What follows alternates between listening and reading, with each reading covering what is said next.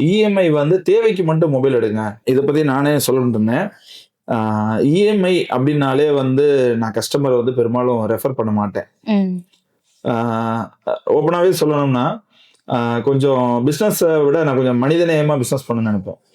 இப்ப நெறைய பேரண்ட்ஸ் வந்து அவங்க பிள்ளைங்க எதிர்காலத்துக்கு என்ன செய்றாங்கன்னா, இவங்க வந்து சொல்லுவாங்க அந்த பசங்க. அந்த மாரி எனக்கு ஆன்லைன்ல வந்து கிளாஸ் இருக்கும்.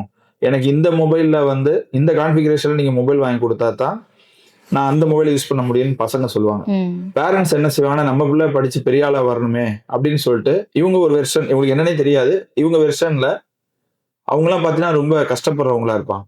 ஸோ இஎம்ஐல வாங்கணும்னு நெனைப்பாங்க. அந்த இஎம்ஐல போனோம்னா, இன்னைக்கு டாக்குமெண்ட் சார்ஜ் அப்படின்னு பார்த்தீங்கன்னா, இப்ப நான் இஎம்ஐ பண்ணி தரேன். ம்.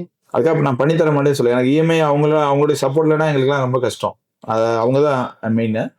ஆனா, நான் வந்து வரக்கூடிய கஸ்டமர்ட்ட நான் சொல்லக்கூடிய விஷயம் என்னன்னா, இஎம்ஐ வந்து தேவைக்கு மட்டும் மொபைல் எடுங்க.